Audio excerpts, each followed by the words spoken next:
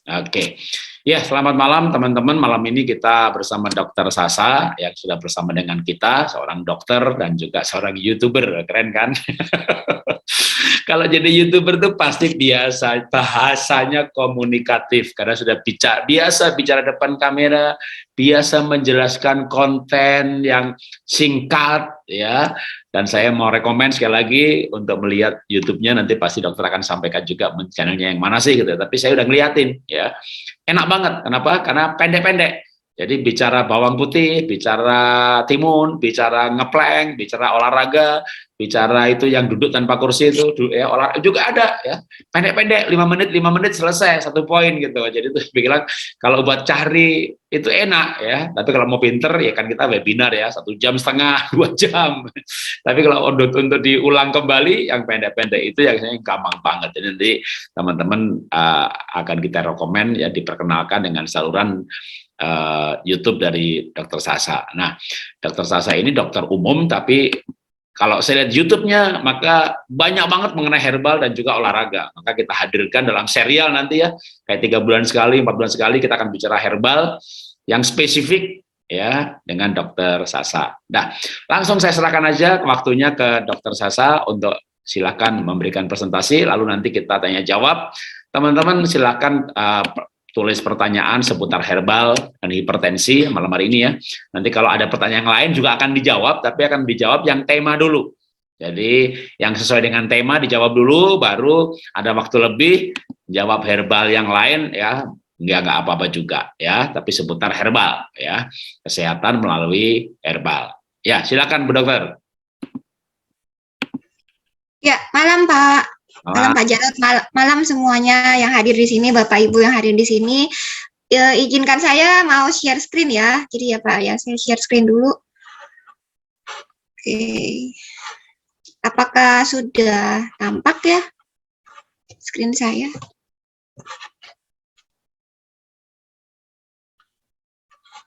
Sudah kelihatan, sudah. Sudah tampak belum ya Pak? Tampak kelihatan. Sudah ya. Oke. Ya, ya malam. Ya, jadi kita malam ini mau belajar sama-sama tentang herbal untuk hipertensi ya. Jadi memang herbal itu sebenarnya apa? Herbal itu obat yang terbuat dari bahan alam ya. Jadi bisa berupa tumbuhan, hewan ataupun mineral ya. Jadi dia herbal ini bisa mengandung berbagai zat kimia yang umumnya itu saling menguatkan efek terapi.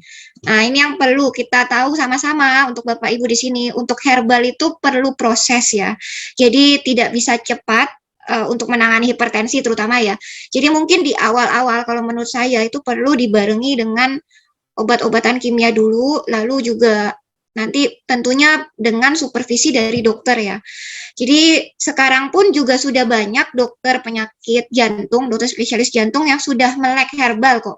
Jadi saya punya teman spesialis jantung yang dia dosen, saya kan dosen ya di Ubaya. Jadi teman saya ini spesialis jantung dan dia sudah sangat mengerti tentang herbal. Jadi dia juga mengizinkan pasien-pasiennya kalau ingin menggunakan herbal, nanti dia atur juga, dibantu atur untuk obat tekanan darah tingginya gitu.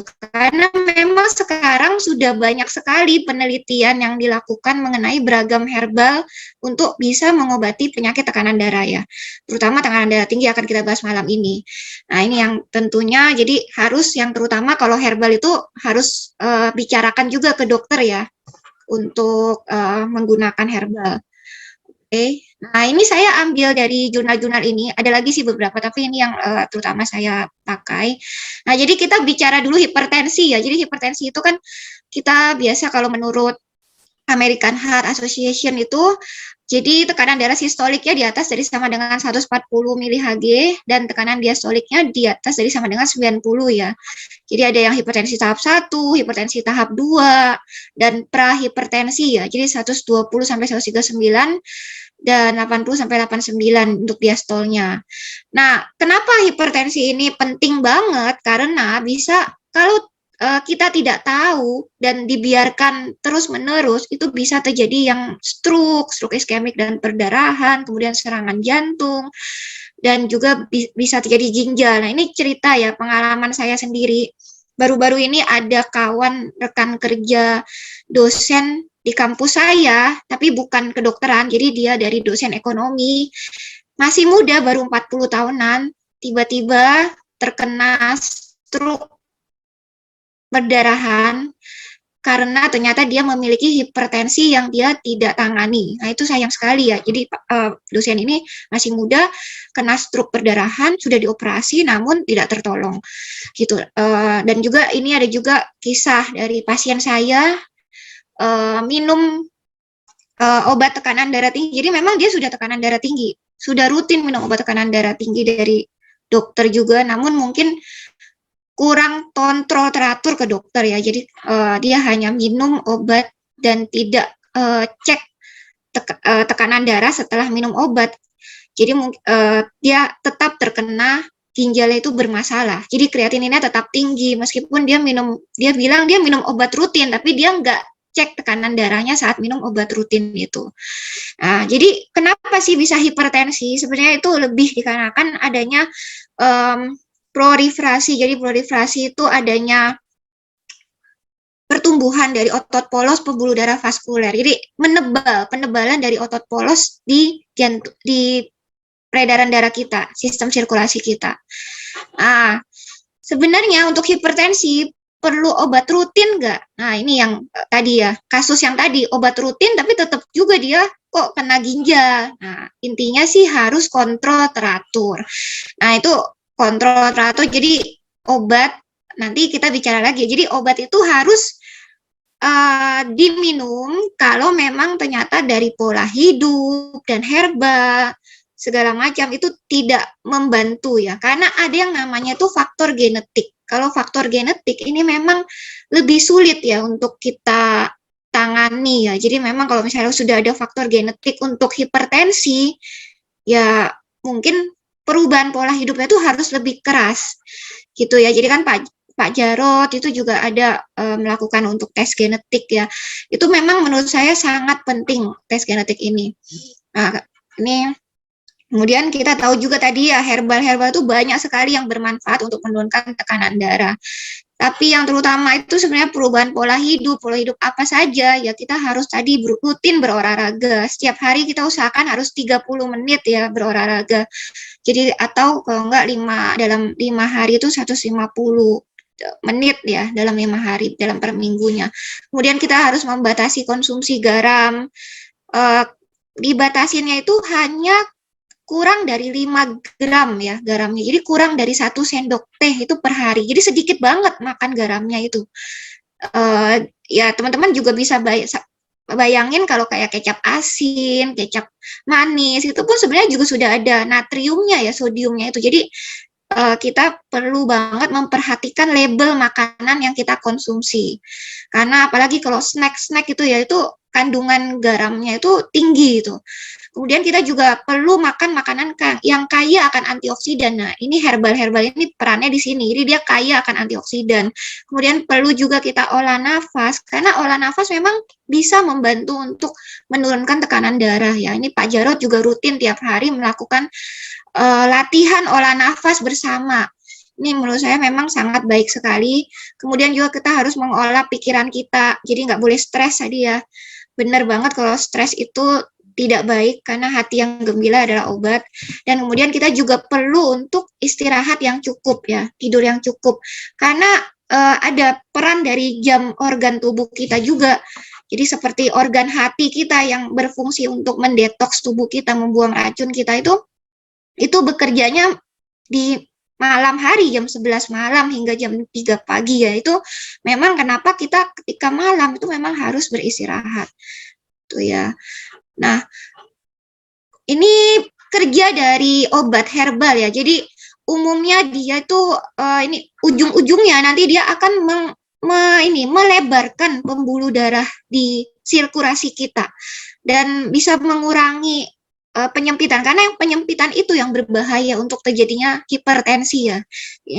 Ini kerja dari berbagai obat herbal umumnya seperti ini ya. Nah, ini salah satunya. Kita mulai bahas ke banyak herbal ya. Banyak banget herbal yang bisa menurunkan tekanan darah, tapi ini saya pilih beberapa saja ya.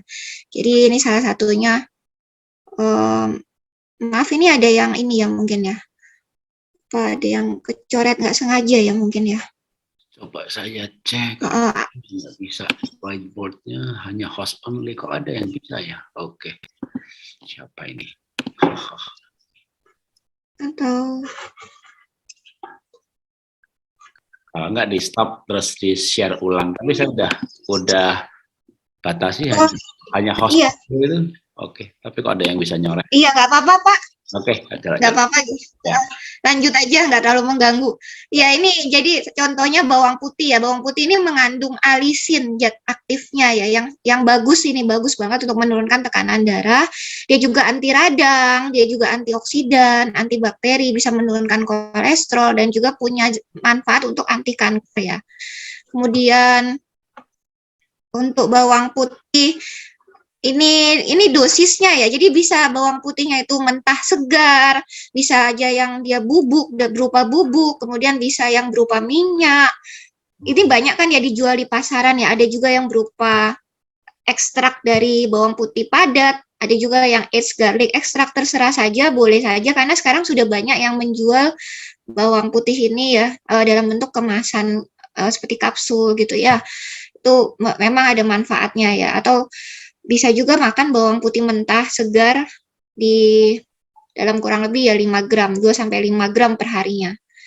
Oke, kemudian ini interaksi bawang putih ya. Jadi bawang putih ini bahayanya ya. Jadi setiap herbal itu ada efeknya ke beberapa obat. Jadi tiap herbal dengan obat kimia itu beda-beda interaksinya.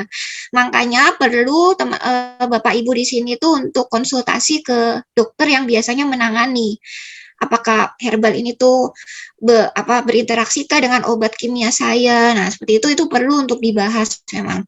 Nah, ini jadi kalau makan bawang putih dengan obat-obatan antikoagulan, trombolitik, jadi trombolitik ini yang menghancurkan bekuan darah, ya jadi intinya mengakibatkan perdarahan, itu memang bisa meningkatkan resiko perdarahan ya. Kemudian dia juga meningkatkan kerja dari obat metformin. Metformin ini obat anti diabetes ya. Kemudian dia juga bisa mengurangi kerja dari obat antivirus. Jadi bisa mengurangi efikasi dari obat antivirus itu. Ini biasanya obat protease inhibitor ini obat yang digunakan untuk virus HIV. Nah, kemudian efek samping bawang putih itu biasanya bau ya. Jadi mulut bau, terus bau badan kembung, mual, dan sering kentut. Gitu. Nah, kemudian kita ke Sambiloto ini ya. Sambiloto ini nama kerennya Andrographis paniculata ya. Nah, ini bentuknya seperti ini ya. Mungkin banyak yang di sini juga udah pada tahu Bapak Ibu di sini Sambiloto ini manfaatnya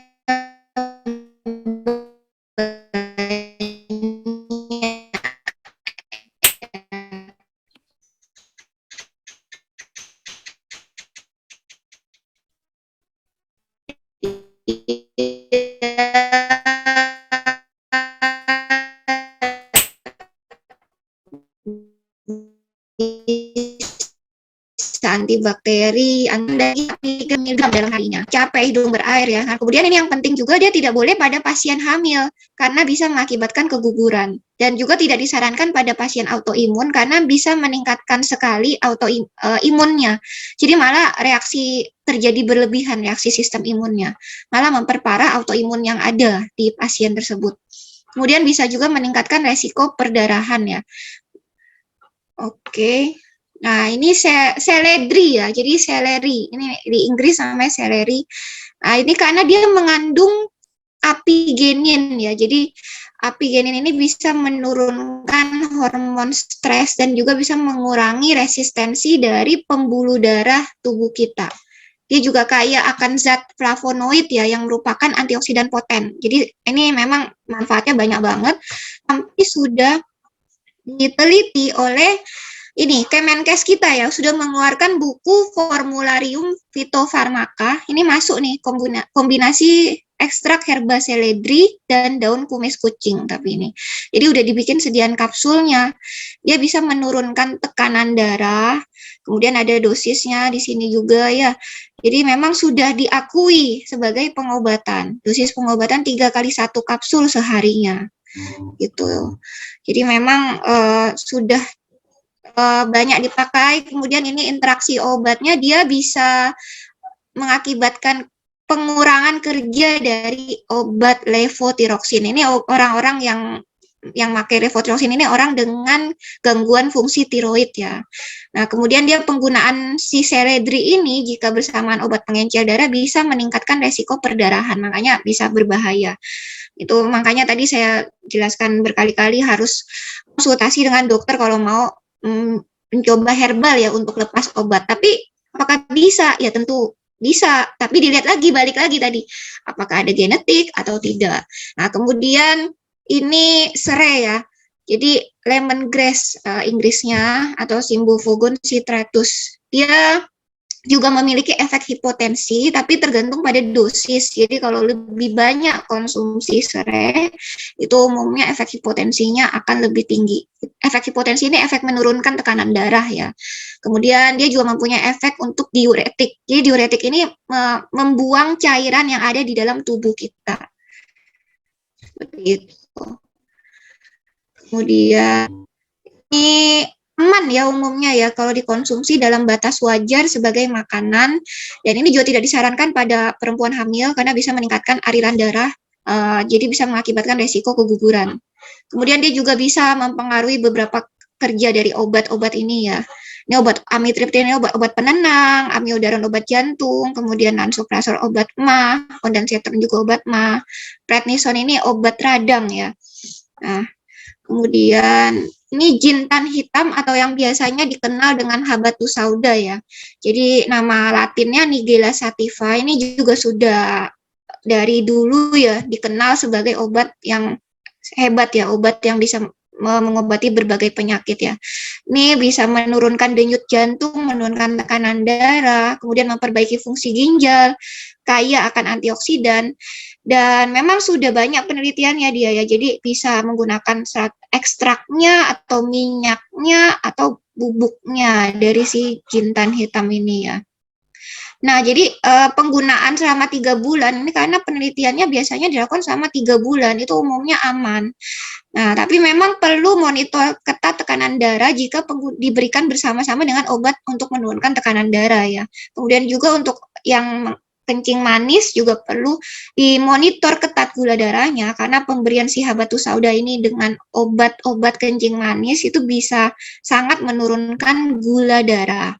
Kemudian dia juga sangat memperlambat pembekuan darah, sehingga pemberian bersama obat pengencer darah itu bisa meningkatkan resiko perdarahan. Dan ini black seed ini bikin ngantuk ya.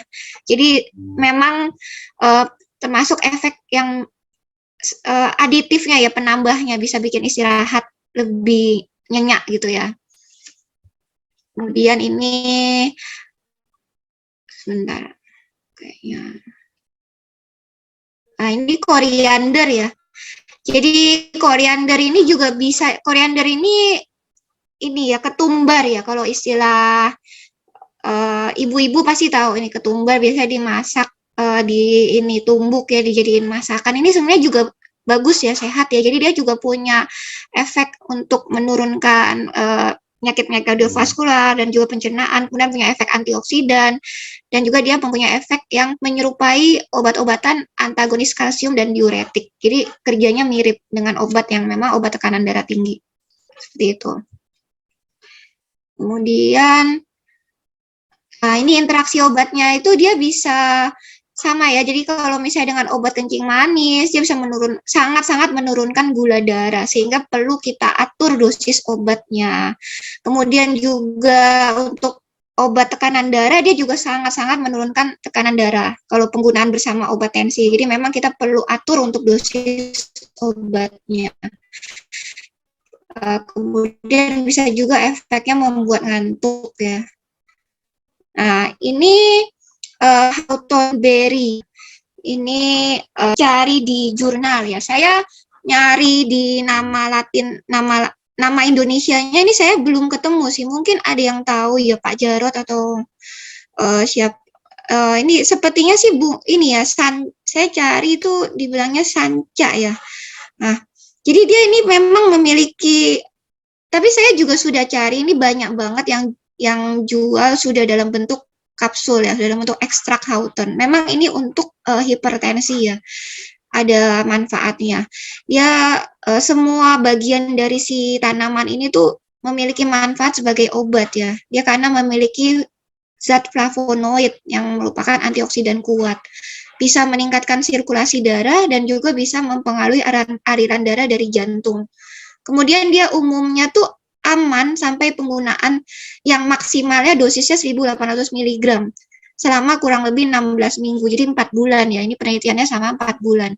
Kemudian dia kalau digunakan bersama obat-obatan golongan nitrat, jadi obat golongan nitrat ini tuh obat untuk jantung ya, jadi kalau orang-orang ada penyakit jantung koroner, biasanya tuh diberikan nitrat, nitrogliserin, itu untuk meningkatkan aliran darah ke jantung. Nah, kalau minum obat ini hati-hati, karena si Hawthorn ini bisa malah menambah aliran darah ke sana, ke jantung, dan bisa mengakibatkan pusing ya. Pusingnya itu cukup berat. Nah, kemudian bisa juga penggunaan bersama obat penurun tensi bisa sangat-sangat menurunkan tekanan darah, sehingga kita perlu monitor ketat tekanan darah kita ya. Kemudian ini jahe ya, jadi jahe ini kan juga merupakan herbal lokal kita ya. Ini jahe ini sangat-sangat banyak manfaatnya juga, dia mengandung banyak kalium, dia berperan dalam pengaturan tekanan darah dan juga denyut jantung. Kemudian dia juga bisa mengurangi kolesterol total, trigliserid, LDL, dan VLDL ya.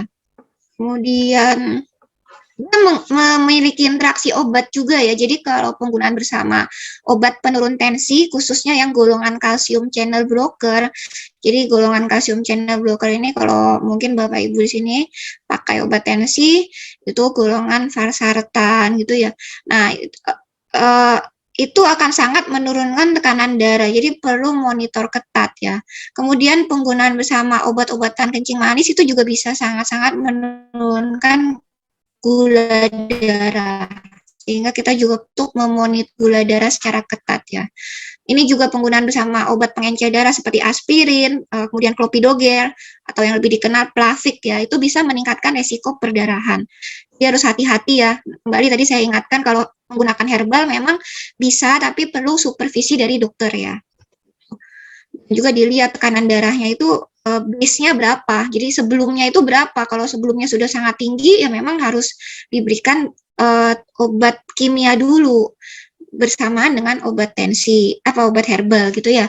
Nah, kemudian ini tomat. Tomat ternyata juga memiliki efek yang bisa menurunkan tekanan darah juga. Dia mengandung likopen, beta karoten, dan vitamin E. Jadi antioksidannya itu sangat efektif untuk menonaktifkan radikal bebas dan bisa memperlambat proses ini aterosklerosis atau pengapuran di dalam pembuluh darah koron kita ya.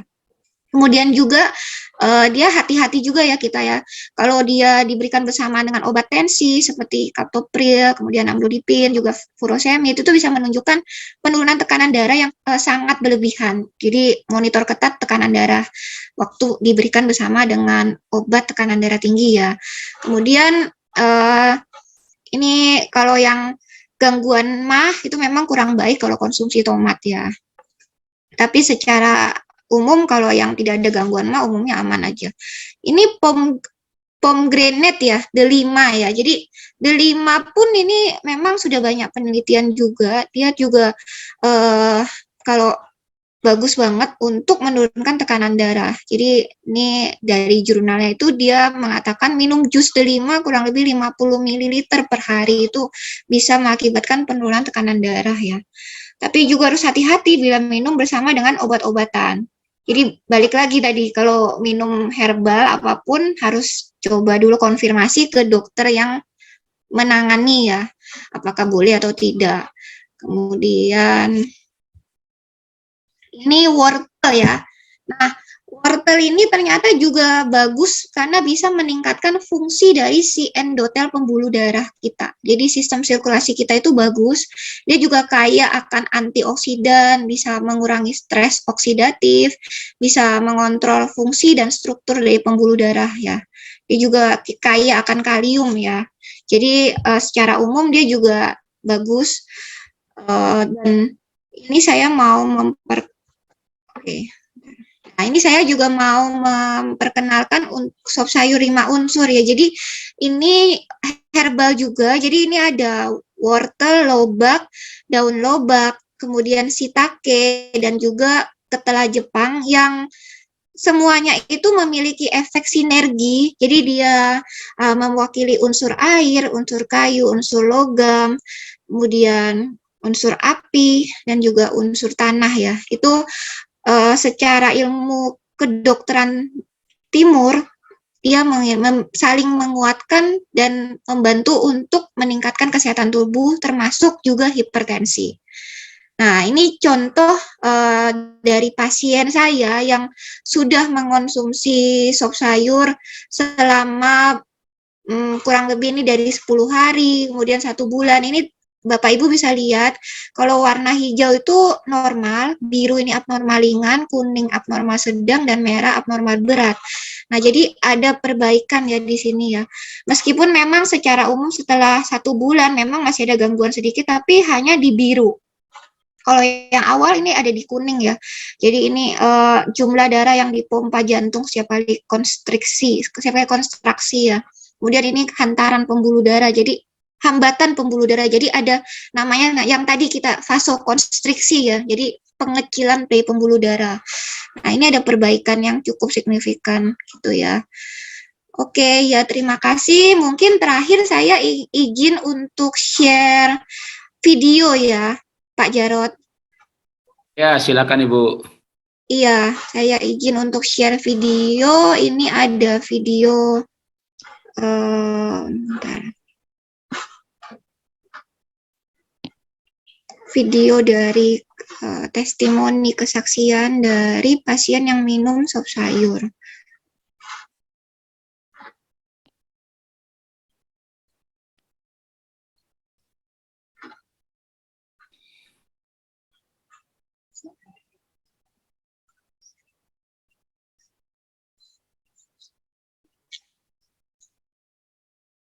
Belum play, belum puter.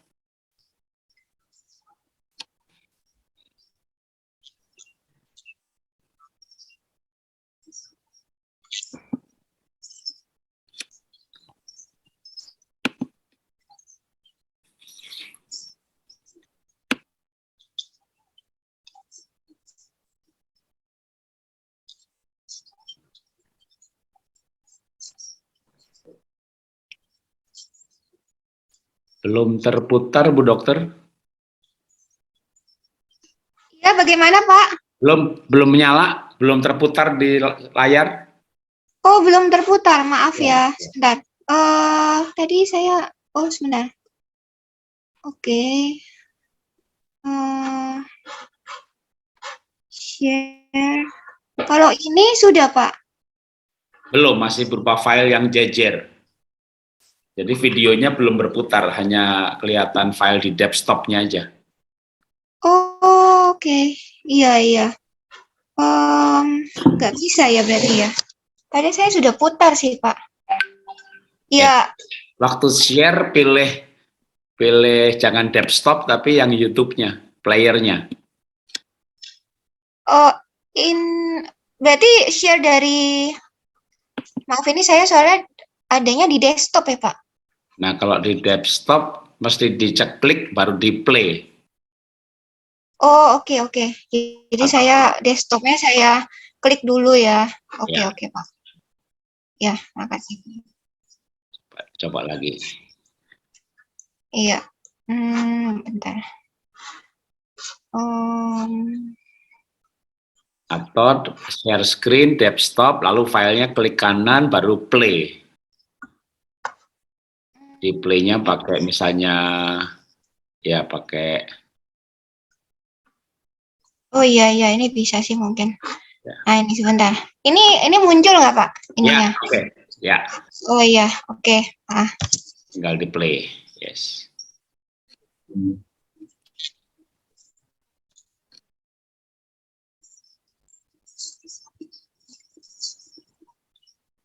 Cuma suaranya. Suaranya muncul nggak ya Pak? Suaranya kok nggak muncul ya? Oh, suaranya nggak muncul ya? Iya. Ya, yang di bawahnya itu ada gambar speaker, diklik yang kiri sebelah kiri bawah. Yang Sebelah itu dia. kiri bawah. Itu Iya. dia. Ya coba. Oke. Dijakin. Yes, oke. Oke, coba. Terus nggak ya Pak? Terus di play. Kok nggak keluar ya? Atau saya ya nggak bisa ya ini ya. Saya ceritakan saja berarti. Oke. Nggak apa-apa, saya ceritakan aja. Mungkin jadi ini pasiennya ini dia ada masalah di ginjal, kemudian dia kaget karena biasanya dia berobat ke Shanghai, tapi karena pandemi nggak bisa ke Shanghai, akhirnya dia mau coba sop sayur. Nah, fungsi ginjalnya kemudian ada perbaikan setelah dia 1 bulan konsumsi sop sayur, dan dia sangat senang seperti itu sih Pak. Kemudian ada lagi yang jadi ada lagi yang lain seperti kista, ada juga, cuma ini nggak bisa diputar ya memang ya. Jadi ya sudah nggak apa-apa sih. Ini sakit kista ini sembuh total setelah dia konsumsi sop sayur sih.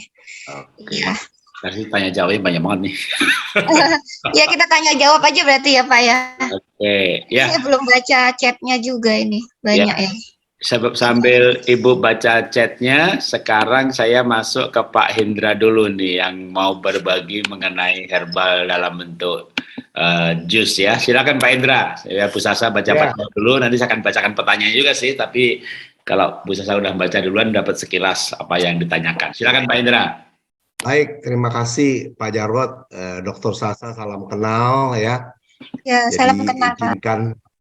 Izinkan saya mungkin bisa berbagi untuk salah satu menggunakan blender yang canggih. Kenapa? Karena blendernya ini dia bisa untuk memasak sampai buat herbal. Kemudian blender juga bisa untuk buat jus. Jadi dipisahkan antara air dan ampas. Padahal yang kita tahu jus sama blender itu memang 2 mesin. Tapi ini alatnya 1. Nah, ini memang keunikannya. Nah, barangkali di antara Bapak Ibu, barangkali nanti bisa ada satu pandangan ya. Kalau mau beli blender yang seperti apa, nggak ada salahnya kita berbagi ya. Oke, tanpa membuang waktu, kita langsung aja mulai. Di sini saya tertarik resep daripada Pak Yohanes Sunardi ya. Karena beberapa waktu yang lalu kami bersama beliau, saya ambil dari bukunya beliau ya, dan semua resepnya lengkap. Nah, saya tinggal ikutin saja. Coba kita lihat ya. Silakan Eka. Perlu Pak jadiin co-host, namanya Pak siapa? Itu Pak Eka. Eka Pak. Ada nggak Eka? Kok nggak ada ya? Ada Pak. Ada Pak. Dia udah join. Depannya apa ya? Eka. Eko Kilo Alfa Pak. Kenapa nggak ada ya? Ada Eka, kamu pakai nama apa Eka di sana? Oh, oke, sebentar. Ya.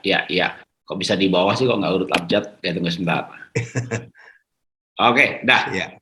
Oke. Ya, silakan Eka.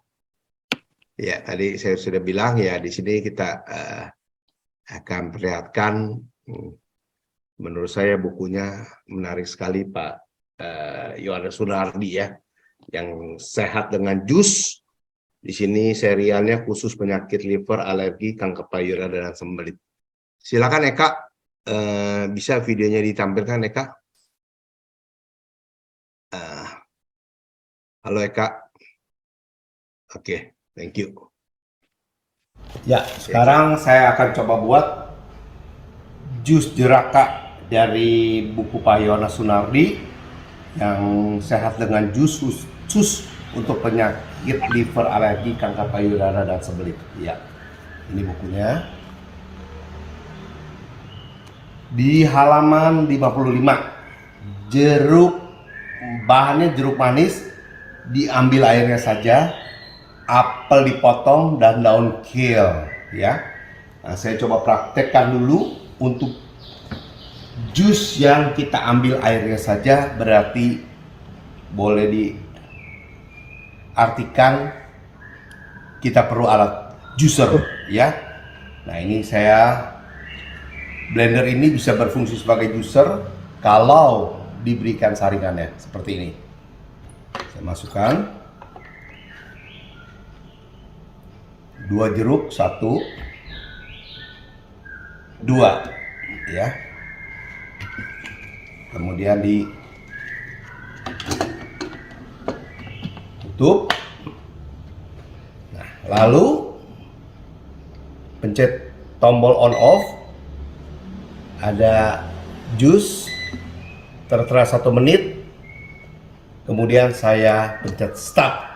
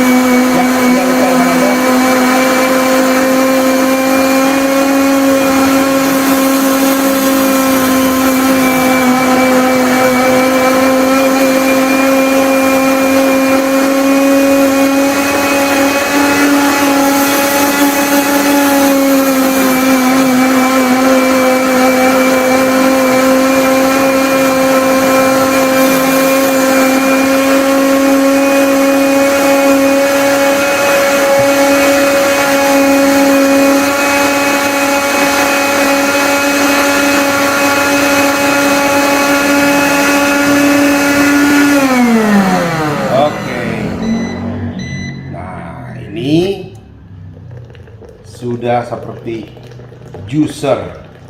Jadi kita dapatkan satu mesin bisa berfungsi sebagai juicer, kemudian bisa blender dan bisa memasak. Jadi 3 in 1 ya. Oke, ini saya ambilkan airnya saja sesuai dengan petunjuk di resep. Nah, kita mau lihat di mana dia ampasnya. Ya.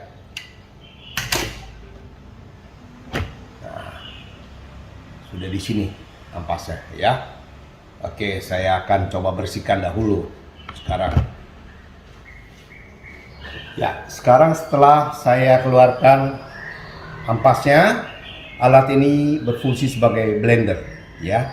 Tidak ada saringan yang saya pasang, jadi langsung dengan mata pisau yang ada di dalam blender ini, yaitu 6. Itulah yang membuat kenapa blender ini bisa membuat hasilnya dari buah yang dihancurkan begitu halus sekali.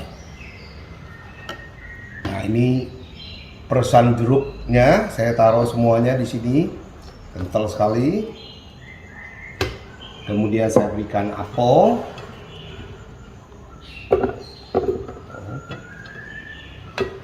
Kemudian kale, daun kale,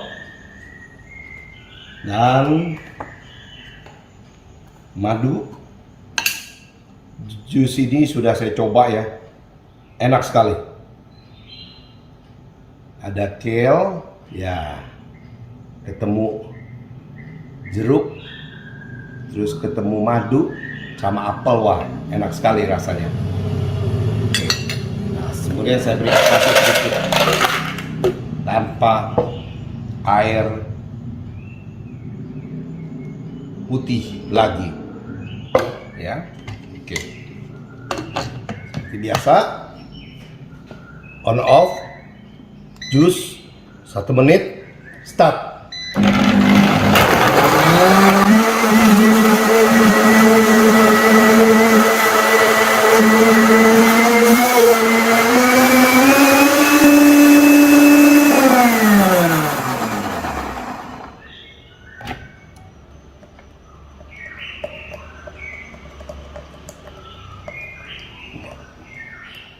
Ini kental sekali ya, karena memang tidak ada air putih lagi. Dan ini memang benar-benar saripatinya ya. Nah, mungkin juga bisa dibantu. Kita melihat di sini. Sayang, karena terlalu kental, dibuang aja langsung ya. Tuang.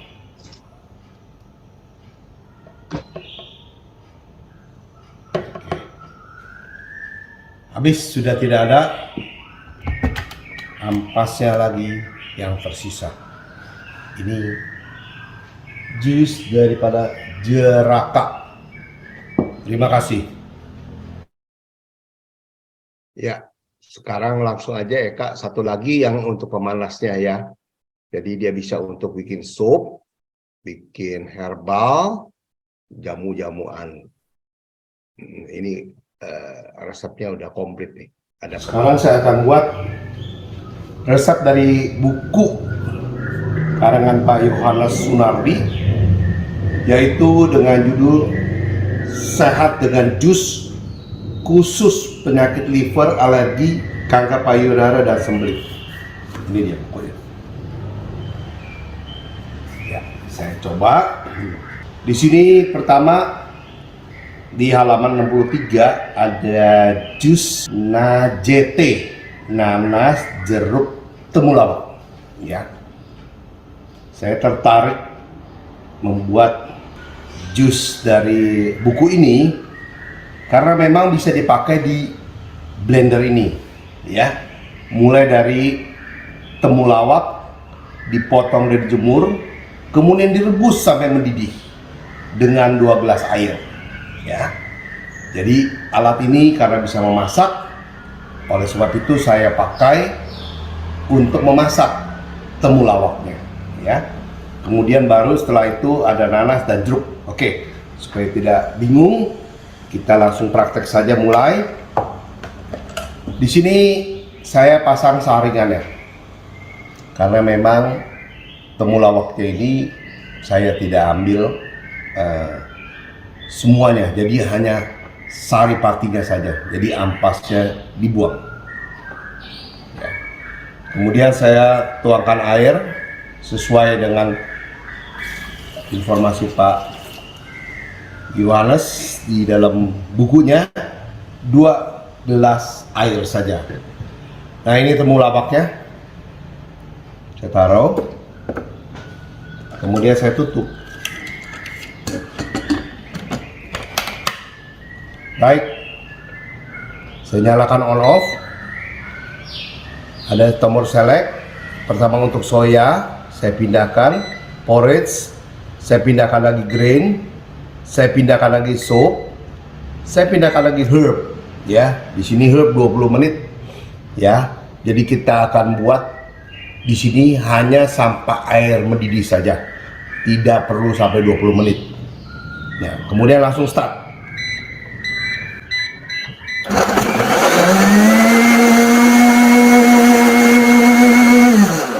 Oke, jadi prosesnya pertama, temulawaknya itu di blender, ya. Jadi otomatis dia menguraikan, mungkin dulu bahasanya dicacah, ya, atau dikeprek.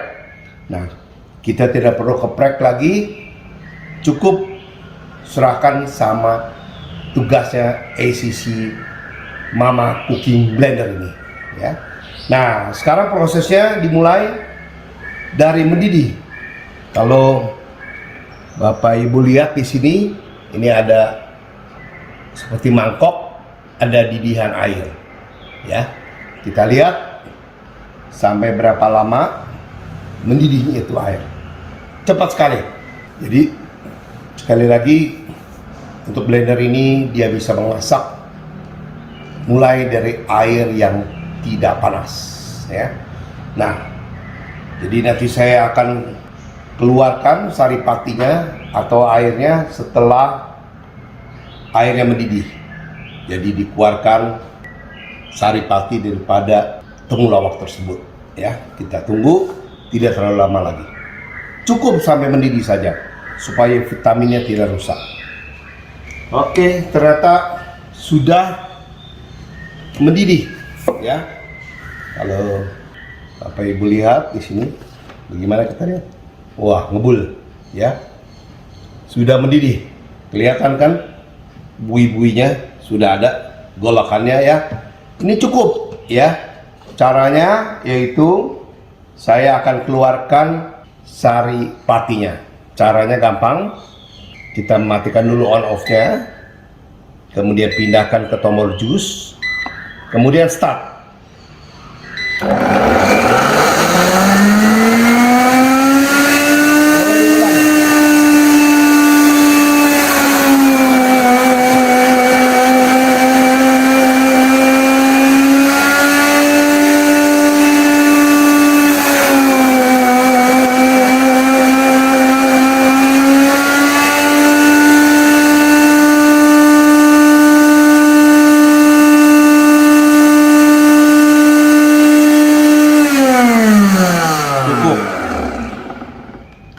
Keluar semua airnya.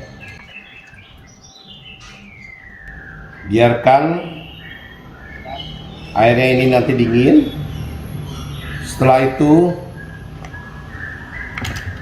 baru dicampur dengan jeruk dan nanas, ya. Nah, ampasnya bisa kita lihat di sini. Tuh. Sudah halus sekali. Blender ini memiliki mata pisau 6 sehingga dia bisa benar-benar melumatkan hanya dalam sekian detik saja. Nah, ini ampasnya saya buang ya, atau saya keluarkan. Nah, sekarang ini air semulawak saya tuang, kemudian diberi jeruk manis, semuanya diambil, dan potongan nanas.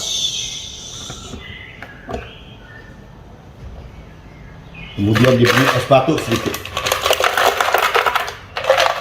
Oke, cukup. Lalu seperti biasa tutup, nyalakan tombol on off, mencet tombol jus, ada tulisan 1 menit, biarkan 1 menit.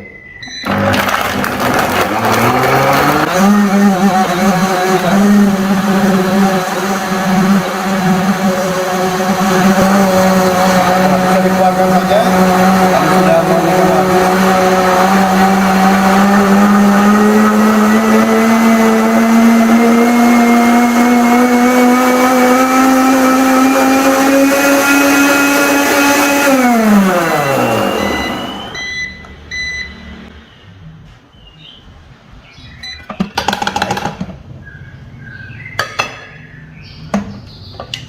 Kita lihat sekarang sudah tidak ada sisa daripada potongan nanas, semuanya sudah halus ya, seperti disaring. Kalau Bapak Ibu coba minum, hasilnya ini sudah halus sekali. Kenapa? Karena ini mata pisaunya 6, kecepatannya 32.000 kali per menit, jadi cepat sekali.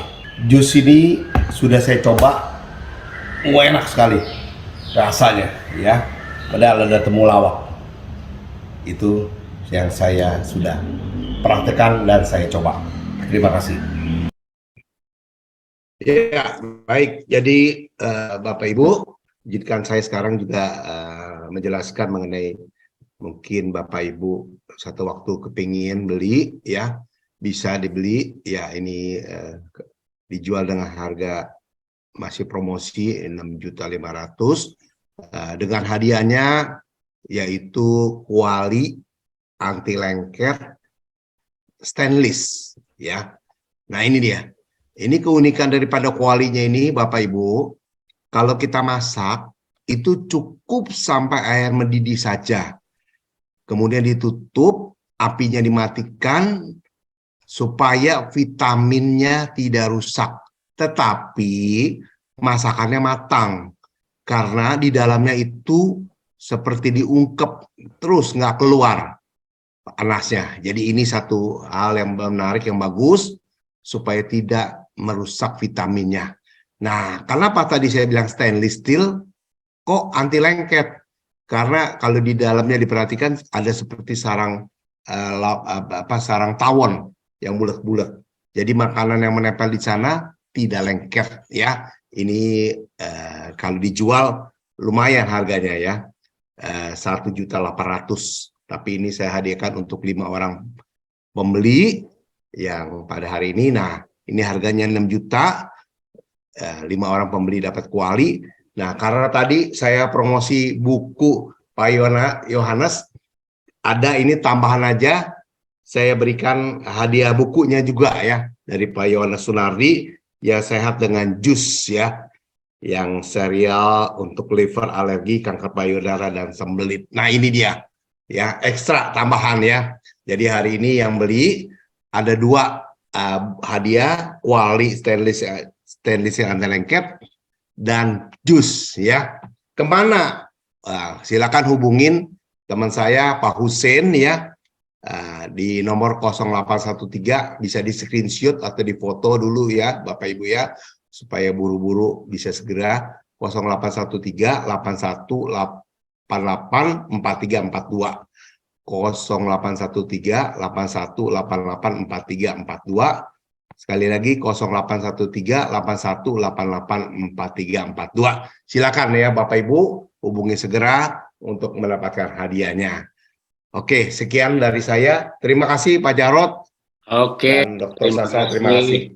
Iya, terima kasih Pak Indra. Kita kembali ke Bu Dr. Sasa, dan kayaknya pertanyaannya lebih banyak tertarik sama malah sop 5 unsur nih. Sepertinya menarik.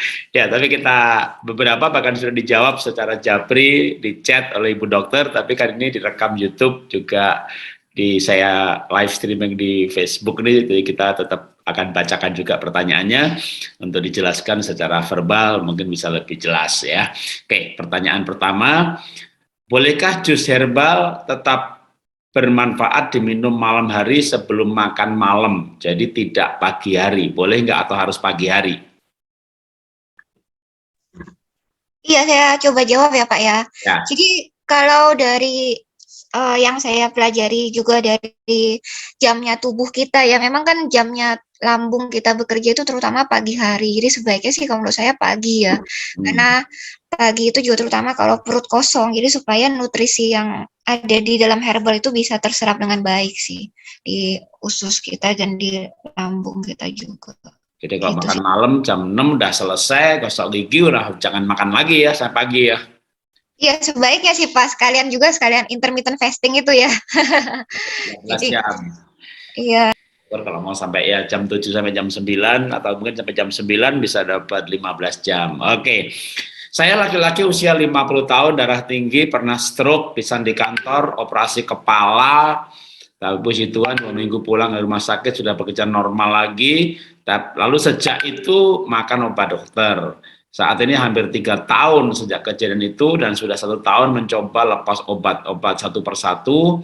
1 bulan terakhir sudah coba lepas obat yang terakhir, jadi tidak makan obat sama sekali karena pemakanan obat tidak pakai, terus makan juga nggak pakai garam.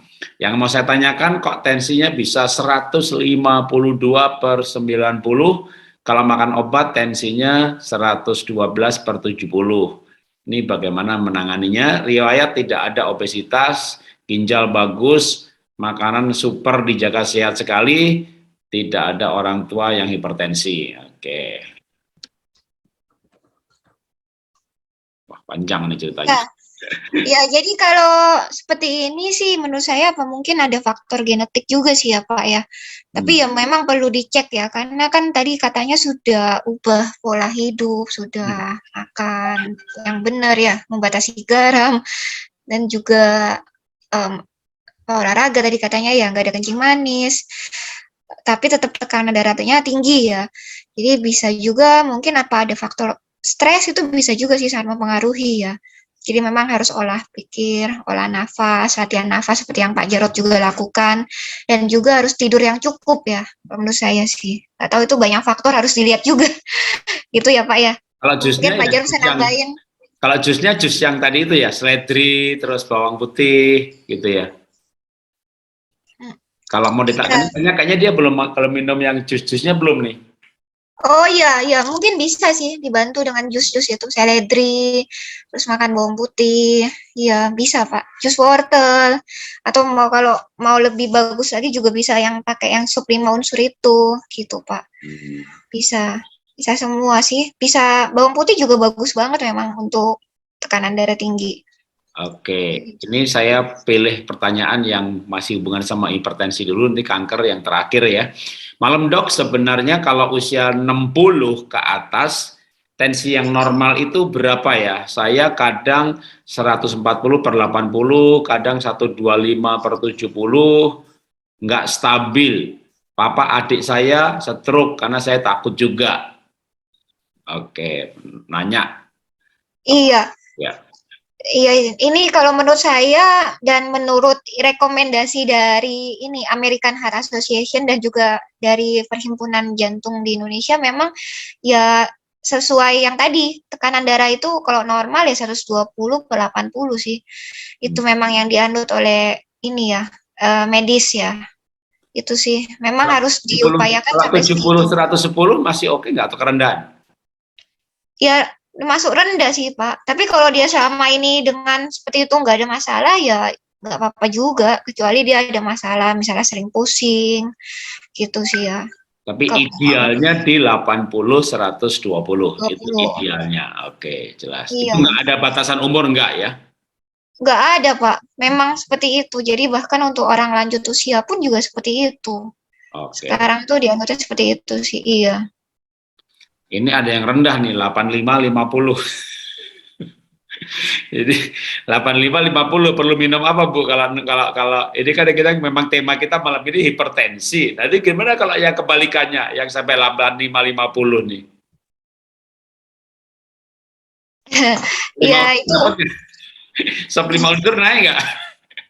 sop 5 unsur mungkin nggak sih Pak. Jadi tapi perlahan demi perlahan bisa menormalkan. Tapi awal-awal mungkin dia malah justru ini ya, ada bisa resiko untuk terlalu rendah juga memang. Emang karena untuk tekanan darah rendah ini biasanya sih lebih ke arah ini aja ya pakai mungkin konsumsi kopi bisa juga ya. Tapi kopi asli ya mungkin ya Pak ya. Itu kan sehat juga bisa menaikkan tekanan darah. Kalau kayak Tapi makan kambing gitu, kalau atau garam dibanyakin bahaya juga ya. iya bahaya juga. Kalau terus-terusan bahaya juga, Pak. Kalau saya sih mungkin kopi yang asli lebih bagus sih harusnya. Karena Ah, kan kita juga kopi itu kan ada manfaat untuk jantung juga ya. hmm. Jadi sekarang sudah banyak penelitian kalau kopi tapi masa gulanya di ini ya rendah ya Pak. Karena kan kalau gula kita juga dibatasi untuk perempuan nggak boleh lebih dari 6 sendok teh per harinya. Kalau laki-laki nggak boleh lebih dari 9 sendok teh per harinya. Jadi kan kopinya jangan sampai pakai gula banyak-banyak gitu Pak. Kalau minum kopi manis banget itu juga bahaya kan. Kopi Tapi kalau tubruk, kopi asli gitu tanpa bukan kopi instan itu sih harusnya bagus ya memang kopi tubruk gitu. saja ya, sama Iya. rajin-rajin jalan cepat, jalan kaki Iya, cepat. ya untuk naikkan tekanan darah betul. Jadi olahraga itu bisa bagus membantu. Benar. Oke, selamat Iya. malam Dokter Sasa. Mengapa tensi saya sering 90, 60, 90, 70? Ini tidak udah terjawab ya, termasuk dengan yang tekanan darah rendah. Jadi gabung jadi satu, banyak-banyak olahraga, boleh tambah kopi, ya. Oke. Terus Bu Dokter, herbalnya boleh mentah atau digodok diambil airnya?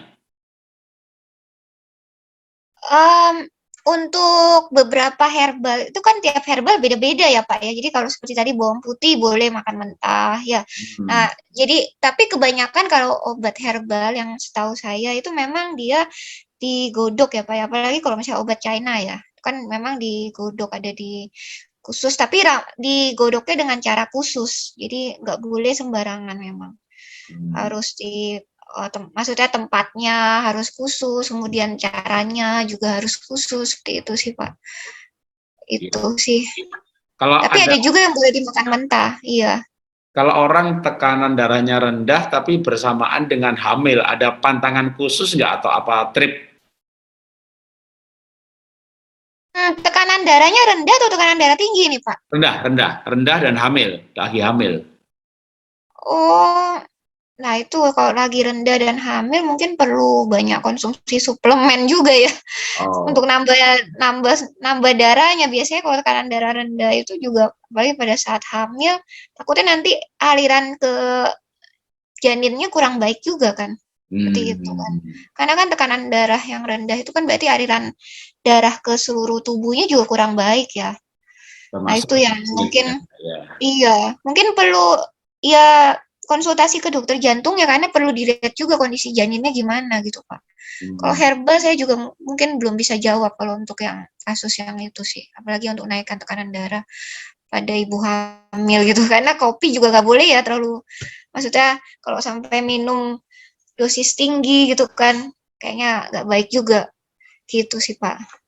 Iya, ini ada yang Karena ini menanyakan lagi. hamil ini, Iya, hamil kasus khusus, beda lagi ceritanya kalau hamil, gitu. dokter kandungan juga. Iya, sebaiknya konsultasi ke dokter kandungan nanti nanti ini bahaya juga nanti ke janinnya kalau misalnya kita sembarangan gitu kan Pak. Oke, ini Iya. ada yang menanyakan lebih lanjut mengenai soal pembatasan garam tadi, maksimum 1 hari 1 sendok teh ya. Iya itu menurut WHO sih. Jadi memang sedikit banget ya harusnya kita makan itu garam itu. Karena Anjurannya karena emang. natrium segala yang lain kan ada pada sudah ada pada makanan yang lain ya. Iya benar Pak. Jadi bahkan kalau kita pakai bumbu-bumbu misalnya kecap asin, kecap ikan, kecap manis itu pun juga udah ada kan sodiumnya itu, natriumnya. Dan Oke. juga di setiap biskuit atau apa makanan misalnya label snack-snack itu banyak banget kalau kita perhatiin itu juga ada gitu. Itu harus kita perhatikan makanya. Jadi termasuk itu. Makanya kenapa bahaya banget kalau makan-makan yang snack-snack atau makanan fast food itu sih Pak. Gitu. Oke, ini ada pertanyaan, tapi juga malah ini yang disarankan untuk minum herbal. Oke, terus saya coba lagi soal tekanan darah melonjak udah. Nah, kalau orang lagi kena GERD, apakah bawang putih boleh atau bawang hitam? Hmm, iya memang bawang putih itu efeknya bisa nggak enak di pencernaan ya. Jadi kalau misalnya memang ada gangguan GERD, asam lambung itu mungkin ganti aja herbalnya yang lain ya. Gitu sih Pak. Kalau Kalau saran saya. kalau ada dijual ya bawang hitam tapi yang difermentasi. Jadi saya pernah waktu ke Amerika di rumah yang tempat saya nginep itu dia ada bawang hitam, bawang putih. Jadi bukan bawang putih ya, bawang hitam ya. Namanya bawang putih hitam gitu.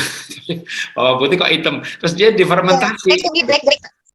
Iya, Iya. black garlic difermentasi. Itu untuk orang GERD nggak apa-apa ya? Iya, itu sepertinya sih masih lebih oke ya, Pak. Itu manis soalnya rasanya. Nggak Iya, terlalu betul. yang manis kok. Jadi Betul. seperti apa ya? Seperti ya memang produk fermentasi ya, Pak ya. Iya. Kayak Memang lebih aman sih. ada rasa-rasa kayak dodol. Iya, iya. Kayak rasa Dodolnya dodolnya bawang tapi tapi memang enak sih itu. Saya sendiri ya juga perut uh, nggak kembung tuh, nggak ada rasa efek iya. ya kalau kita makan bawang putih.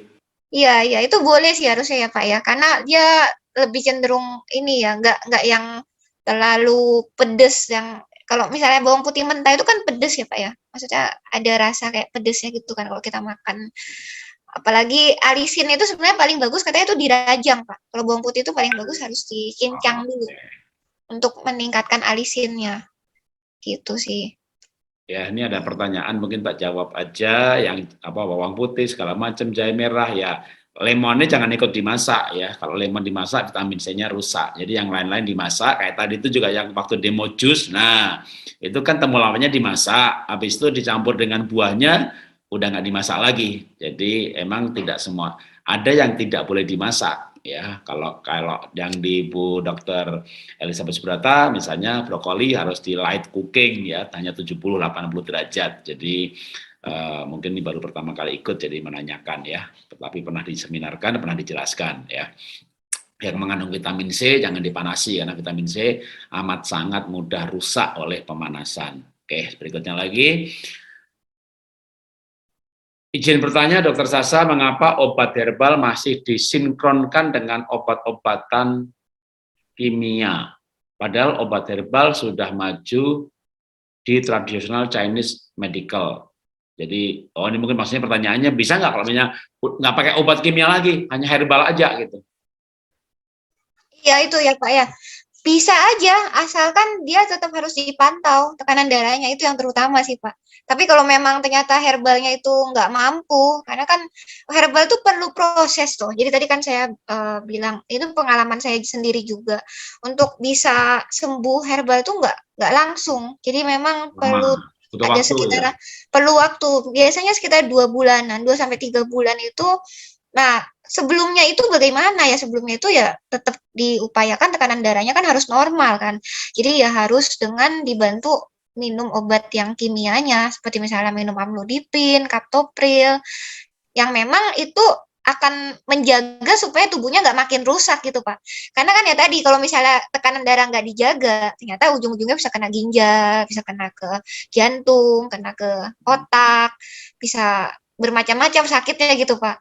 Jadi lebih baik sih diperiksakan dan dikontrol, kalau tetap masih tinggi, minum obat ini dulu aja, obat kimia dulu gitu sih. Oh, jadi dokter menyarankan minum obat kimia sampai turun. Nah, udah turun itu baru lepas, dijaga dengan herbal gitu ya. Ya, ya Pak. Dan memang dilihat lagi Pak, karena kalau menurut saya ada beberapa orang yang memang dia perlu dicampur sih Pak, tapi mungkin dosisnya diturunkan perlahan-lahan gitu sih. Jadi ya mungkin kalau faktor genetik itu lebih sulit ya Pak ya, biasanya kalau genetik itu sangat banyak lebih ini ya, pengalaman beberapa pasien yang memang genetik waktunya lebih lama gitu. Oke. Atau kalau Pak Jarod apa ada pengalaman juga? Ya, kalau nafas. saya kan tekanan darah, nggak ada masalah tekanan darah, tapi saya dengan diabetes. Nah, sama juga di komunitas diabetes itu tetap dengan obat kimia ya turun sampai 150. Jadi misalnya 400, 500, 300 nggak bisa dengan olah nafas dan pola hidup dulu ya, turunkan dulu sampai 150. Nah, dari 150 sampai menjadi 100 atau dari bahkan sampai ke 90 itu bisa dengan diet, pola makan yang tepat dan olah nafas gitu. Atau kadang-kadang malah bisa begini juga, pengalaman yang lain malah lapor dari 300-400 ke 150 itu olah nafas cukup. Tapi begitu 150 mau turun ke 100, nah itu nggak nyandak olah nafas, harus dengan pola makan diet yang ekstra ketat. Jadi emang tiap orang beda-beda, tapi paling tidak kalau saya sendiri menyarankan orang lepas obat itu setelah di bawah 150, bahkan kalau saya menyarankan bahwa di bawah 120 ya, dan lepasnya bertahap. Jadi saya sendiri nih, saya pribadi dulu minum obat itu kan 4, jadi pagi glukopak 1000 mili, malam glukopak 1000 mili, lalu paginya itu ada Janupia 50 mg, lalu malamnya glimepirid 4 mg. Nah, ini saya 4 obat ini saya jadikan 8, dalam arti yang 1000 mg dipecah 2, kan ada di rumah di apotek itu ada pemotong obat, ini dibelah 2, semuanya dibelah 2 jadi 8. Nah, begitu 150 saya betul-betul bertahap, misalnya yang malam glukopak 1000 dijadiin 500, itu dulu. Lihat seminggu, oh bisa stabil di 120-an, jadi turun 120, saya lepas paginya 500, masih bisa di 110, 130, oke saya berani. Glimepiridnya bukan 4 mg, hanya 2 mg.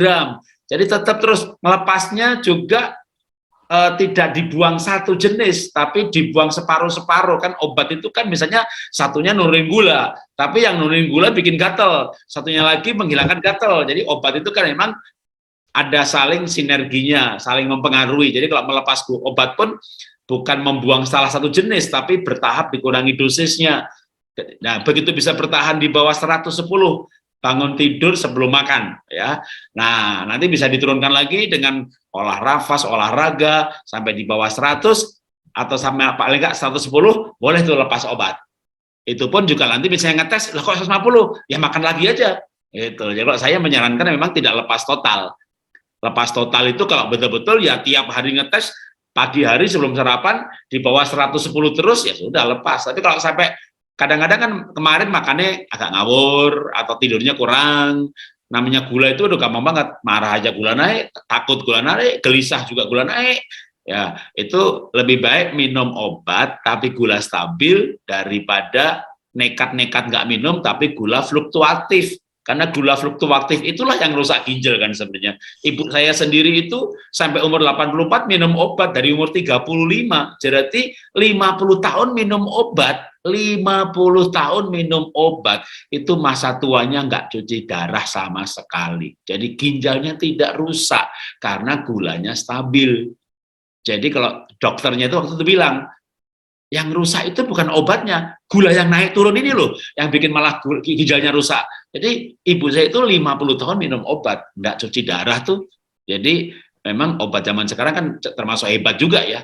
Jadi ada juga orang minum jamu terus cuci darah juga, ya itu. Jadi sebenarnya jamu pun kan nggak boleh terus-terusan. Maka kurangi dosisnya dengan diiringi pola hidup sehat. Kalau dari saya sih tambahnya itu Bu Dokter. Iya, iya, Pak. Jadi memang, iya kalau menurut saya juga harus ini sih Pak, tergantung baseline darah tingginya dulu. Tekanan darah tingginya awal itu berapa ya? Kalau misalnya memang masih prahipertensi ya bisa sih, nggak usah obat ya. Kan memang dokter tuh harusnya memang menyarankan terutama yang pertama kali itu perubahan pola hidup.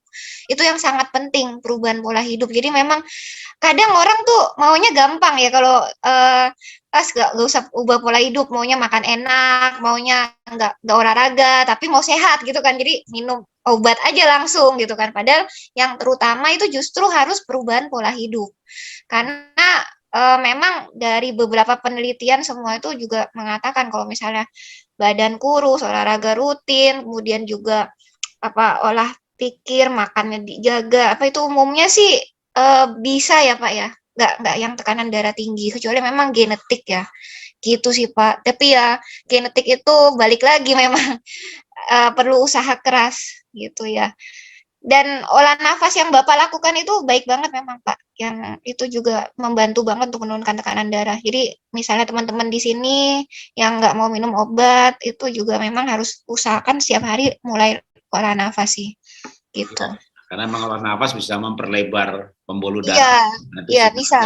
simak modulnya di workshop itu kita jelaskan mekanismenya gimana kok bisa memperlebar pembuluh darah. Jadi kan tekanan darah itu kan begini yang saya sering jelaskan dengan sederhana itu, jantung itu kan kayak pompa ya, pompa air misalnya 1000 watt.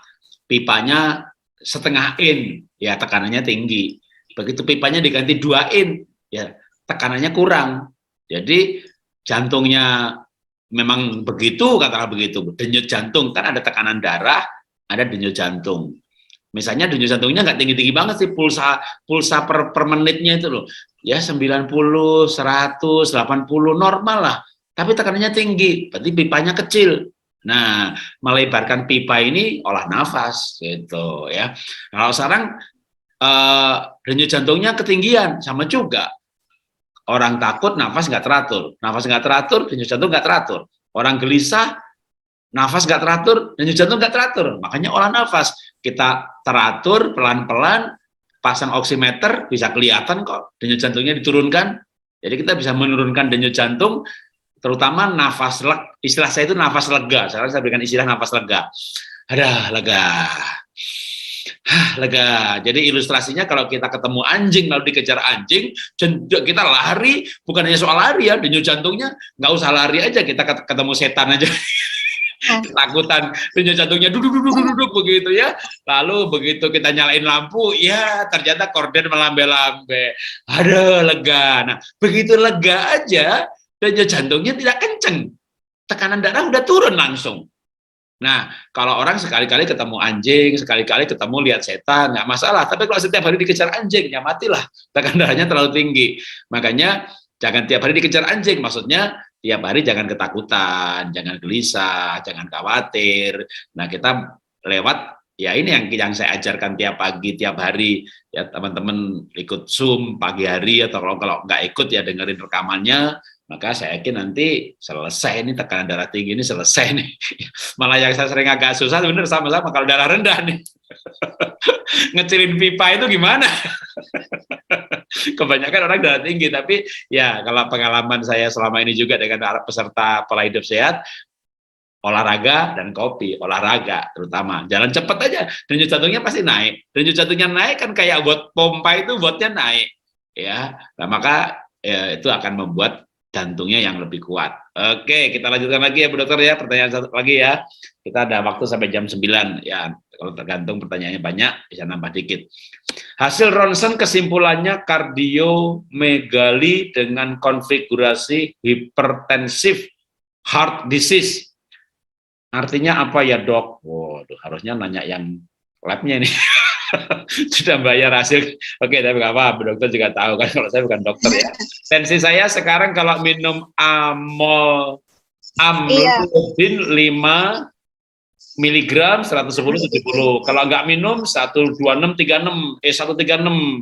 bahkan dulu pernah 150 163, sesak nafas, tangan tidak bisa bergerak. Apakah saya harus minum amlodipin seumur hidup? Iya, iya itu Pak. Jadi kalau kardiomegali itu artinya jantungnya itu membesar. Kemudian kalau hipertensif heart disease itu jadi penyakit jantung hipertensi. Jadi memang kan tekanan darah tinggi itu tadi yang Bapak ceritakan tentang pompa itu tadi ya. Jadi itu kalau misalnya darahnya, pembuluh darahnya itu ada masalah di konstriksi, jadi penyempitan, maka otomatis nanti lama-kelamaan si jantungnya akan membesar. Ya akan menjadi kardiomegali itu membesar dan berbahaya, bisa mengakibatkan kalau udah besar nanti pompanya bisa melemah. Dan kalau udah melemah dia sesak. Gitu sih, itu yang memang perlu untuk dokter jantungnya nanti rutin di eko gitu ya, untuk tahu fungsi jantungnya itu seberapa kuat. Nah, untuk seperti ini sebaiknya ya memang harus minum obat ya Pak ya, karena sudah terjadi seperti itu kan, sudah ada gangguan. Tapi apakah bisa balik tanpa obat? Ya perlu di pemeriksaan lanjutan lagi sih menurut saya, nggak bisa langsung sekali saya ngomong sekarang karena kan banyak faktor. Balik lagi kan saya nggak melihat pasiennya, seperti itu sih Pak. Tapi kalau sudah terjadi masalah di jantung, sepertinya kok lebih sulit ya, gitu sih Pak. Ya, saran saya rajin-rajin olah nafas. Ya, itu olah nafas bantu. Bisa nanti bisa mungkin remodeling juga ya. Kalau saya sih lihat siapa tahu harapannya bisa remodeling. Nanti di olah nafas sel jantungnya. Di olah nafas simak modul olah nafas dan stroke. Walaupun ini bukan stroke, tapi di modul olah nafas dan stroke itu dijelaskan mengenai teori hipoksia yang memicu bertumbuhnya pembuluh darah baru. Ya, panjang penjelasan, tapi ada dijelaskan di modul itu, sehingga dengan munculnya pembuluh-pembuluh darah baru maka akan mengurangi tekanan, karena bisa kan begini, ini pompa air ya, pipanya 1 in, sempit, harusnya 1 in, cuma setengah in, ada penyempitan. Kalau nggak tekanannya tinggi, ya lama-lama pompanya yang lemah gitu. Nah, kalau pipanya nggak bisa digedein, maka bisa juga pipanya dibanyakin. Coba kalau misalnya ini kita punya pompa air 1000 watt, lalu pipanya cuma 1, kan tekanannya tinggi banget. Begitu pipanya dibikin cabang-cabang, nyemprotnya pasti nggak kenceng. 2 keran air dibuka kan, kalau cuma 1 keran air, kenceng banget. Coba 3 keran dibuka. Nah, artinya kalau kita bikin cabang-cabang, nah itu simak penjelasan Wim Hof, hipoksia, dan stroke. Atau Wim Hof dan penyembuhan yang sudah saya jelasin, itu penjelasan ilmiahnya menggunakan ilmunya pemenang Nobel Sementa dan Greg ya, itu bahwa latihan hipoksia itu menambah pembuluh darah ya. Tadi coba yang tadi ini kalau nggak pengen minum obat seumur hidup ya, kan ada ikut tiap pagi jam 5.30 ikut latihan terus ya, bahkan bukan tiap pagi aja sebenarnya, kalau perlu 6 jam sekali sehari, jadi 3 kali olah nafas ya, yang Wim Hof 2, tapi harus dimulai dengan Wim Hof 1 dulu ya. Nggak boleh Wim Hof langsung Wim Hof 2, nanti bisa kolaps malah ya. Oke, kita lanjutkan dulu ke herbal ya. Nanti kalau soal olah nafasnya mau nanya-nanya saya, ikut Zoom pagi hari ya, jangan japri saya nggak dijawab. Jadi saya sediakan waktu setiap hari, Anda bisa ikut Zoom, saya sediakan waktu setiap hari ya, karena saya malas nulis, malas baca WA. Oke, kita lanjutkan lagi. Rempah-rempah seperti jahe, kunyit, kencur, dan lain-lain, mana yang bisa mentah, mana yang harus direbus?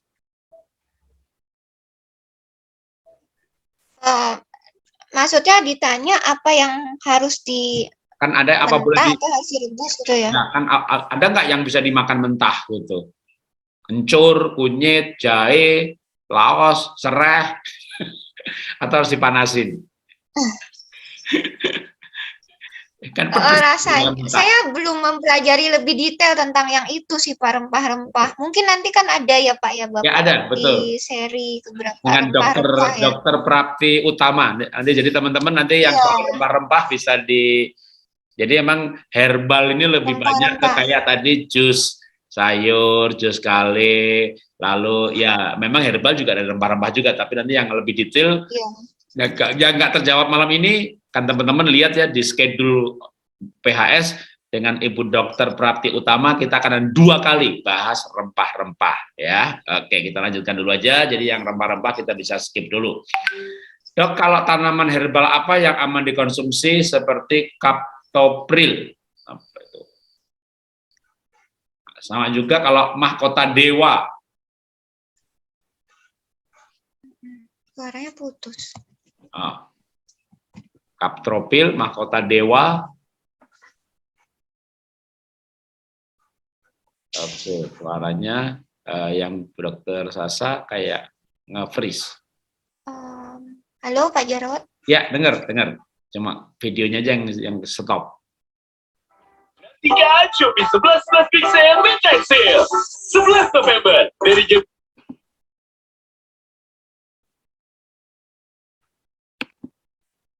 Oke, tunggu ya. Kayaknya yang dokter. Iya, sudah Pak. Tadi putus ya Pak ya? Ya, tadi putus. Ini saya pikir malah tak kelempar. Enggak. Oke, ya bisa. Ya, kita kalau gitu saya baca lagi chatnya. Ada yang menanyakan mengenai konsumsi kaptopril. Wah, saya nggak tahu apa itu kaptopril. Iya, kaptopril itu ACE inhibitor, jadi obat yang memang aman untuk ginjal sih. Jadi itu juga paling sering saya berikan ke pasien-pasien saya kalau yang memang perlu obat tekanan darah tinggi. Itu termasuk aman sih kaptopril itu. Iya. Ya. Yang ditanya apa ya tadi Pak? Oke, ini kita lanjut aja, mulai banyak pertanyaan yang sudah tidak mengenai hipertensi, jadi bisa ke yang lain, seperti ini ada orang yang susah tidur, herbalnya apa kalau susah tidur? Herbal yang bikin gampang tidur.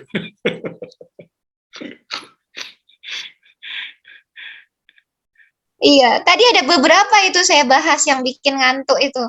Ada jadi bisa bikin untuk menenangkan, efek untuk menenangkannya. Jadi memang teh chamomile. Halo, suara? Ya. Iya. Iya. Ada tadi saya share, jadi mungkin nanti bisa dibaca lagi Pak, ada obat-obatan memang yang tadi pas waktu dimulai pesertanya baru nggak sampai 200, sekarang 285, jadi mungkin ini yang di depan nggak ikut ya, nanti bisa dengarkan rekamannya. Ya, karena di depan tadi sudah ada. Oke, kita lanjutkan lagi dulu pertanyaan yang lain. Oke, soal mentah sudah dijawab tadi, kering.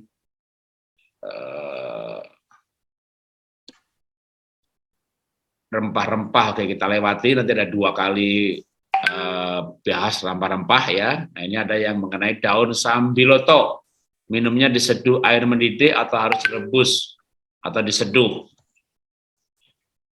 Kalau sambiloto, mau dijawab Ibu Dokter? Mengenai sambiloto? Mana Pak? Maaf tadi suaranya terputus. Ya, ada yang bertanya mengenai daun sambiloto itu harus direbus atau diseduh? Air panas atau direbus hingga mendidih? Suaranya kurang jelas ya Pak Jarot. Suaranya maaf putus-putus Pak. Ada. Coba kalau tes teman-teman, apakah dengar suara saya? Kasih jempolnya. Oh, jelas tuh. Berarti ini di Ibu nih. Oke, kalau gitu saya pilih. Mungkin jaringan saya. Ya, kalau gitu. Mungkin jaringan saya ya berarti ya. Oke. Tapi saya dengar suara Ibu, masalahnya. Iya, tadi apa Sambiloto ya? Sambiloto Ya. tadi saya juga sempat baca sih. Berapa banyak gitu ya, Pak ya? Ya. Jumlahnya ya. Terus direbus atau diseduh. Halo. Hmm. Atau mungkin saya Atau ibu baca saya kalau off, ibu saya baca off kamera pertanyaan. aja ya. Ya, coba baca Ya, pertanyaan yang dari bawah aja malah deh. Iya dari bawah aja ya. Karena yang Mungkin ya, saya Pak. Itu tadi yang pertanyaan Bu Cien itu tadi terakhir ya, yang apa memang kaptopril itu memang pada beberapa orang memang betul Bu bisa bikin batuk ya. Tapi dia termasuk yang ACE inhibitor yang lini pertama. Jadi kalau mau ya bisa juga, kalau itu nggak cocok bisa pakai yang ACE inhibitor yang lini yang berikutnya ya. Jadi seperti lisinopril itu pemberiannya 1 hari sekali, atau bisa juga yang ARB golongan angiotensin reseptor blocker itu juga aman ke ginjal. Jadi obat-obat yang golongan itu dia umumnya akan memperbaiki fungsi ginjal gitu sih. Jadi bagus malahan. Tapi memang obat tekanan darah tinggi itu kan banyak ya.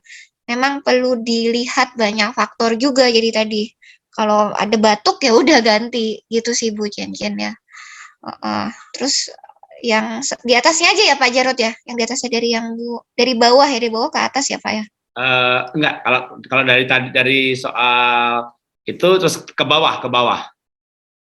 Ke bawah yang Dari yang tadi Sambiloto tadi yang Ibu baca dari situ ke bawahnya ya. Tadi saya bacanya dari atas. Saya pikir kalau misalnya mau di dari waktu yang ada, karena saya kita waktunya nggak banyak ya, kita tinggal ya boleh, atau Ibu pilih satu pertanyaan lagi Bu untuk dijawab karena waktunya dari segi waktu. Ibu baca satu pertanyaan aja.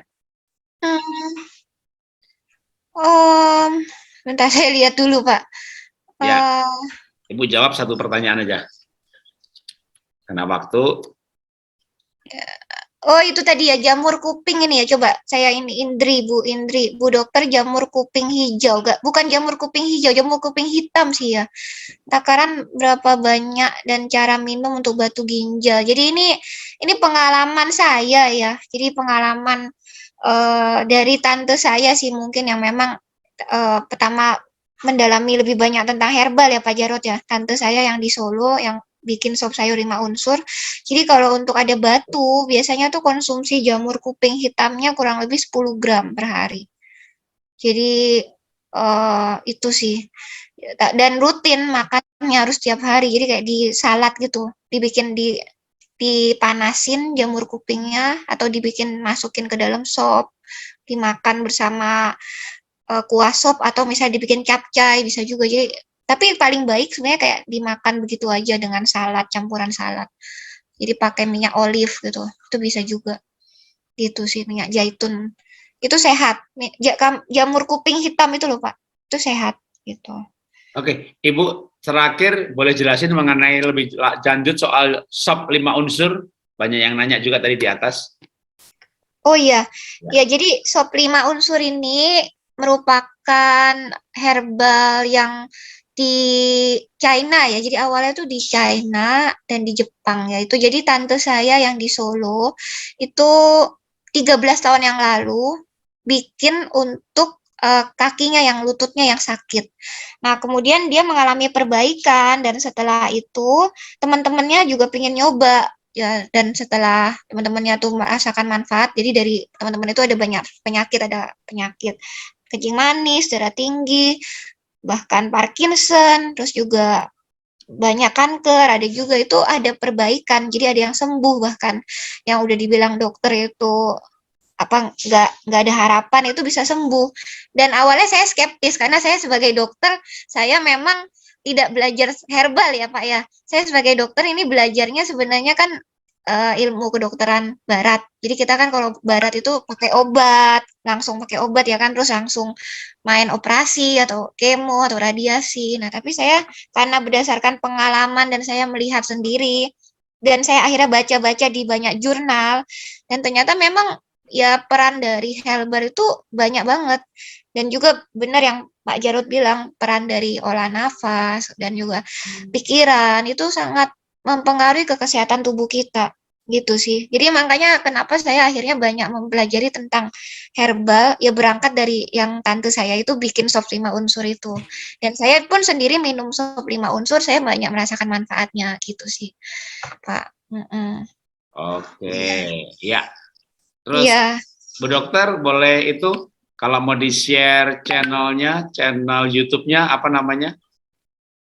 Oh iya, channel saya Dokter Sasa, channel YouTube-nya. Dokter atau DR? Dokter Sasa. KDOKTER. Oh, Saya kirim. lengkap Uh, itu ya, Dokter Sasa. Oke. iya, saya kirim linknya aja apa ya Pak ya? Mungkin. Oke, kalau gitu saya yang share aja, saya coba ketik ya.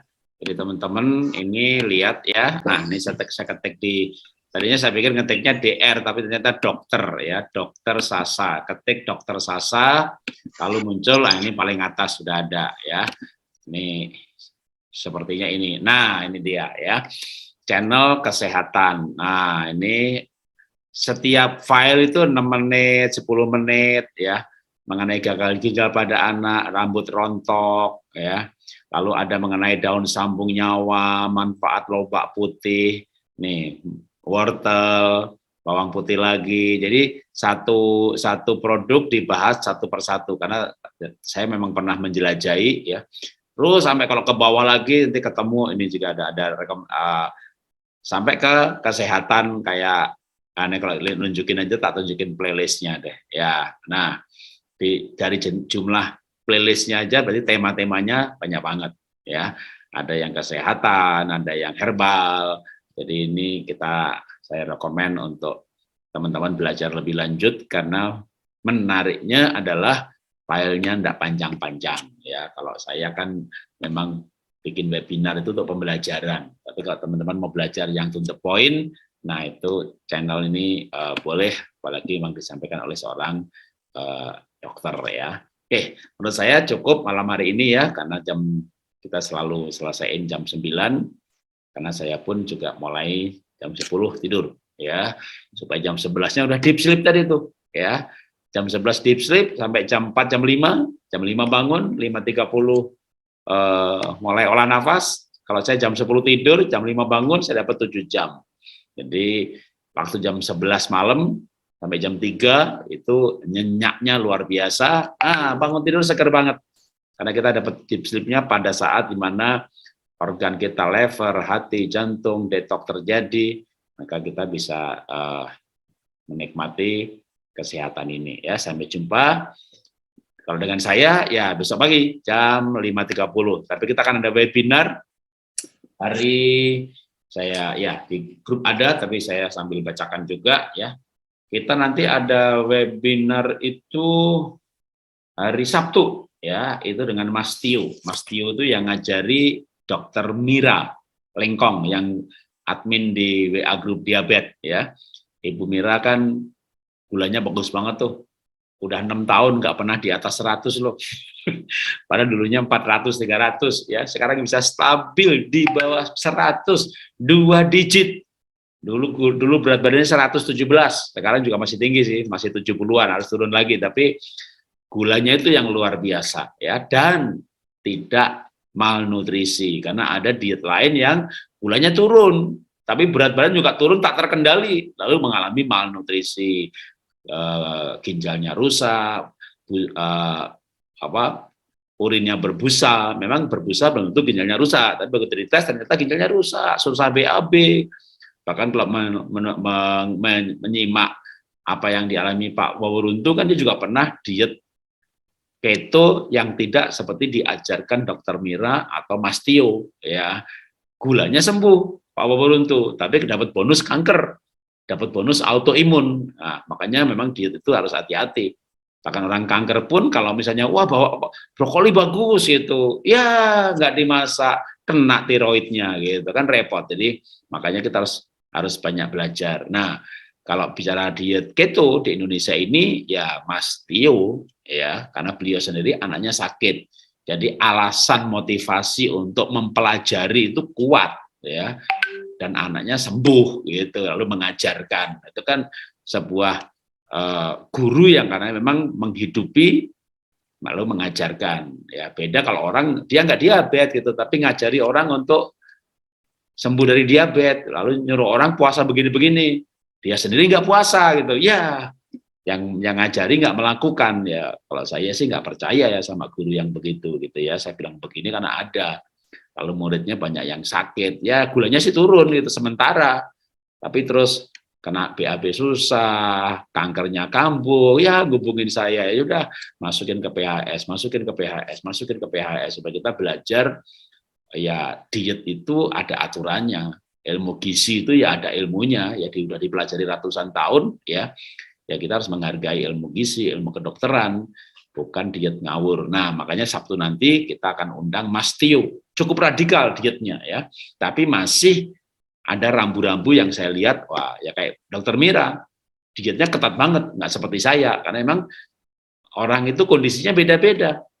Sama-sama diabetes, kalau dites misalnya resistensi insulin, kan beda-beda tingkat resistensinya. Dites pankreasnya, kondisinya beda-beda. Makanya diet saya tidak seketat Dokter Mira, ya. Yang makan sayur aja hanya sayur kangkung, sayur pokoknya daun-daunan sama bunga, daun bunga pepaya, sayur bayam, tapi sayur terong enggak. Ya, sayur labu enggak, bubur Manado enggak. Wah, saya masih makan semuanya tuh. Bahkan kadang saya masih makan durian. Gula 90 cari durian gitu, karena dalam durian ada metilfolat yang saya cari, jadi saya tahu apa yang saya cari. Nah, tapi ada orang ngikutin saya mungkin gulanya naik, makanya sekali lagi paling bagus ya kita tuh mempelajari semuanya. Maka nanti Sabtu nanti pun saya hadirkan Mas Tio yang menurut saya dietnya ekstrim banget, ketat banget, tapi masih sehat karena masih makan sayur yang pakai bumbu. Karena sayur itu prebiotik, sayur itu serat, sayur itu mineral, lalu bumbu itu antioksidan, sayur mentah itu enzim. Jadi kalau ini dibuang, udah malapetaka itu menanti gitu ya. Jadi Sabtu nanti itu hari Sabtu ya. Biasanya nanti ke depan tahun depan akan selalu tiap hari Senin gitu ya. Kecuali ya ini kayak Mas Tio nyari agak susah. Mas Tio tidak bersedia webinar jam 7 malam karena beliau jam 8 tidur. Jam 8 udah tidur. Jadi kita akhirnya bikin sore. Nah kalau sore ya harus Sabtu gitu ya, itu ceritanya begitu ya. Oke teman-teman, sampai jumpa besok pagi kalau webinar malam, dan selalu ada rekamannya ya. Nggak usah japri saya, Pak minta rekamannya, udah nanti pasti di post di WA group ya. Jadi kalau yang nggak urgent, nggak penting, nggak usah WA japri-japri gitu ya. Kita hemat energi, hemat waktu, nggak terganggu ya. Karena memang ya saya selalu bicara kerjaan saya banyak banget gitu ya, dan HP saya cuma satu. Kalau HP-nya 2 kan yang dipublish HP itu udah mau WA ya terserah aja, kantung-kantung kita nggak denger, kan saya orang yang HP-nya cuma satu. Jadi kalau ada WA masuk, jadi konsentrasi terganggu. Oke, terima kasih. Terima kasih Pak Indra, terima kasih Dr. Sasa. Terima kasih. Ya, terima kasih semuanya Terima teman-teman. kasih Pak Terima kasih Jarod. Dr. Sasa. Oke, Terima kasih selamat teman-teman malam. semua. Thank you. Malam. Malam kita kirim bersama-sama. Izin live ya Pak. Ya, Terima kasih Tuhan berkatin. Ya, mari. kita bareng-bareng aja end meeting for Ya. all. Oke.